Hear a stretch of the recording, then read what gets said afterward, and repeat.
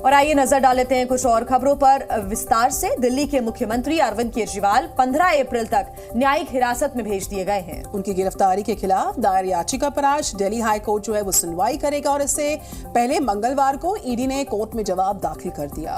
और इस जवाब में ये बताया गया कि केजरीवाल की गिरफ्तारी आखिर क्यों हुई है।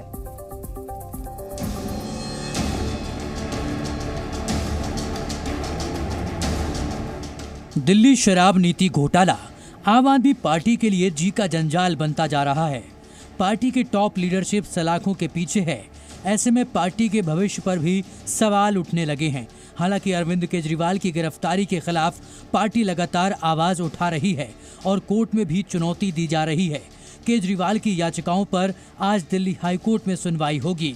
पिछली सुनवाई में हाईकोर्ट ने ईडी को 2 अप्रैल तक जवाब दाखिल करने को कहा था, जो उसने मंगलवार को दाखिल कर दिया, जिसमें कहा गया कि अरविंद केजरीवाल आबकारी घोटाले की साजिश के किंगपिन और मुख्य साजिशकर्ता हैं। वो नीति के निर्धारण में सीधे तौर पर शामिल रहे और इस नीति के जरिए कुछ लोगों को फायदा पहुंचाकर उनसे रिश्वत वसूलने में भी शामिल रहे हैं। रिश्वत की रकम का इस्तेमाल गोवा में चुनाव प्रचार के लिए किया गया।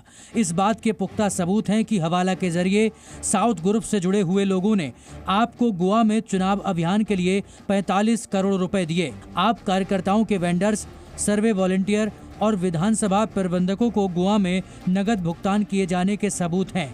कैश की रकम गोवा चुनाव अभियान में शामिल आम आदमी पार्टी के लोगों ने हासिल की।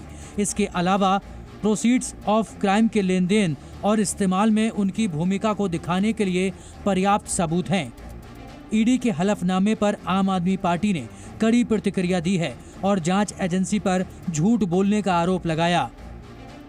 ईडी ने, सीबीआई ने 500 से ज्यादा अफसर लगाए इस केस की इन्वेस्टिगेशन में, लेकिन 2 साल में भी आम आदमी पार्टी के किसी नेता के पास 1 रुपया भी प्रोसीड्स ऑफ क्राइम का नहीं मिला।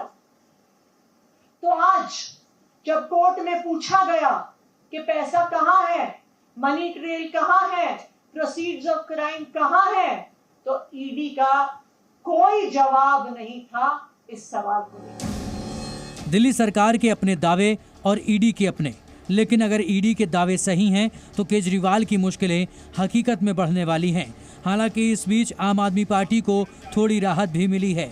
आप सांसद संजय सिंह को करीब 6 महीने बाद जमानत मिल गई है। सुप्रीम कोर्ट की 3 जजों की बेंच ने उन्हें जमानत दी।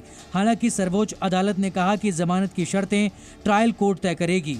सुनवाई के दौरान बेंच ने ईडी से पूछा, आखिर संजय सिंह को अब भी जेल में रखने की जरूरत क्यों है। दरअसल कोर्ट को संजय सिंह के वकील ने बताया था कि मनी लॉन्ड्रिंग की पुष्टि नहीं हुई है और मनी ट्रेल का भी पता नहीं चला है।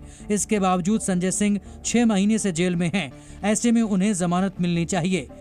संजय सिंह की जमानत पर आप खुशी जता रही है, साथ ही पूरा विपक्ष इसे सत्य की जीत बता रहा है, तो वहीं बीजेपी आप पर निशाना साध रही है। ब्यूरो रिपोर्ट, जी मीडिया। जी न्यूज़।